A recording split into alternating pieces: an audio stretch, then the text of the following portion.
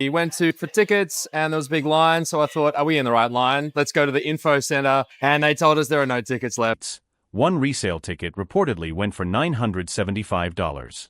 A full 80% of every ticket request the tournament received was asking the exact same question. At least 80%, if not more. When is Alex Eala playing? That's the scene in Washington, D.C. this week at the Mubadala City DC Open, a WTA 500 event held in a stadium so small it could easily fit in the shadow of any real arena in the sport. Now the most expensive women's ticket in North America, and the world's #1 player isn't even there. Aryna Sabalenka is 400 miles north in Toronto, starting the National Bank Open the same day she plays her semifinal. Super glad she's here. We love the fans she brings. What the tournament chairman in Washington just said on the record explains why the whole WTA business model is quietly shifting. 2 days ago, Eala was 1 point from going home. She trailed defending DC Open champion Leylah Fernandez 5-1 in the second set of the round of 16. She then won 6 of the next 7 games and closed it out in a tiebreak, 6-1, 7-6. I think I'm super proud of how I fought and how I stayed in it. 48 hours after that comeback, the resale market for her semi-final against Naomi Osaka exploded. Here is the uncomfortable math the WTA has never had to answer for. Sabalenka is world #1. Coco Gauff is world #3. Iga Swiatek is world #2. None of them are the highest-grossing ticket in women's tennis this week. A 20-year-old ranked number 28 is the tour's entire architecture, court assignments, prize money, marketing spend, built on the assumption that ranking equals demand. Rankings sell trophies. Alex Eala is selling out the room.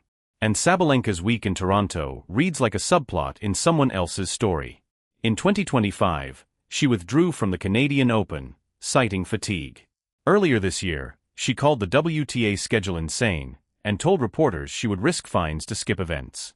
At the Miami Open final in March, she snapped at a shrieking fan mid-match and later apologized on record for being, in her own words, rude.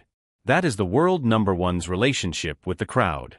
Meanwhile, in Washington, 10,000 miles from Manila, the crowd is the story. Start with the venue.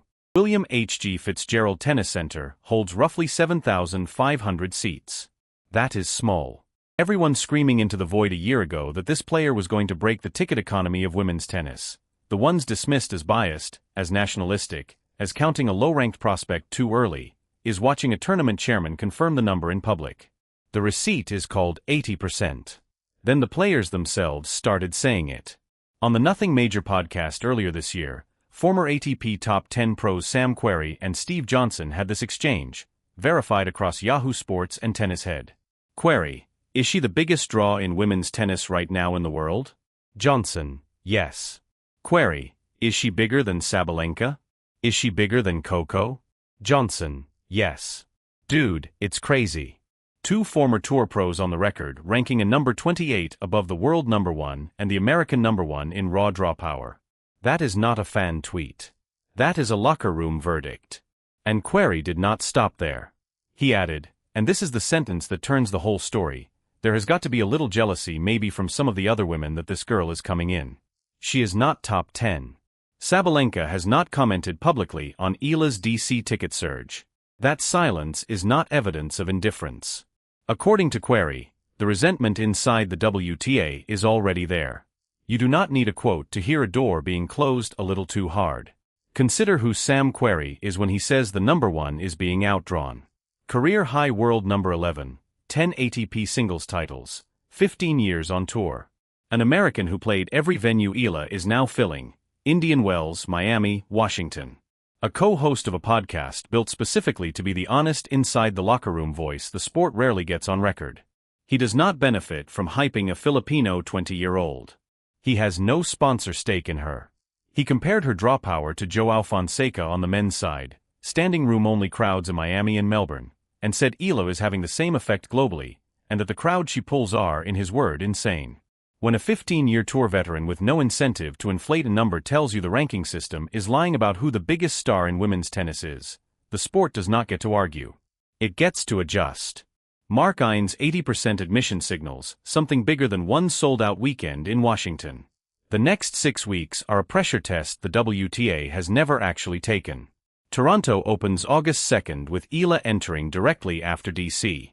Cincinnati runs August 8th through the 23rd. Then the US Open, August 30th through September 13th at Arthur Ashe Stadium.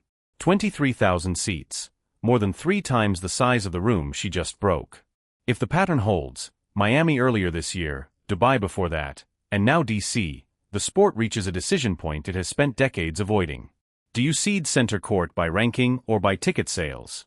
Because those two numbers no longer point at the same player. There is a demographic engine underneath this too. The Institute for Immigration Research counts 46,000 Filipinos in the Washington metropolitan area alone. Multiply that footprint across the summer swing, Toronto, Cincinnati, New York, where the diaspora numbers dwarf DC, and the resale premium in Washington is not the ceiling, it is the floor. Return to Wednesday night, second set down 5-1 to the defending champion. 2 games from an early flight home before the semi-final ticket surge ever peaked. Fernandez had the crowd, the momentum, the trophy from a year ago sitting in her mind. Eala won 6 of the next 7 games. Asked afterward what it feels like to have thousands of fans fly across the world to watch her, Eala did not answer the question about herself. She reframed it entirely. Her exact words, verified through the Manila Times, "I think the right question is, what is it like to be a Filipino?" That is the sentence. That is why the tickets are what they are. Every seat sold in Washington this week is not paying for a player. It is paying for a mirror. 7,500 seats, reportedly $975 a ticket. 80%, virtually all, of every request, former world number 9 on the record, ranking her above the world number 1 in draw power. A 20-year-old who was 5-1 down and finished 7-6. A world number 1 400 miles away in another country, opening a different tournament in silence. Sabalenka does not have to say a word for the story to land. Rankings sell trophies. Alex Eala sells the room. And the WTA is about to spend the next 6 weeks discovering which one actually pays the bills. Here is the question worth staking a claim on as she beats Osaka in the semi-final and takes the title in Washington on Sunday. Does she walk into the US Open as the single biggest ticket in tennis? Bigger than Sabalenka, bigger than Goff, or does the ranking system still get to decide who headlines Arthur Ashe? Drop your prediction in the comments and put a number on it. Not a vibe, a number. If you plan on arguing about Alex Eala's ceiling for the next 6 weeks, this channel is where the receipts live. Subscribe and stake your position now before Toronto, before Cincinnati, before Ashe, because the people who called this in Miami are the ones getting to say "I told you so" in New York. Pick a side and defend it.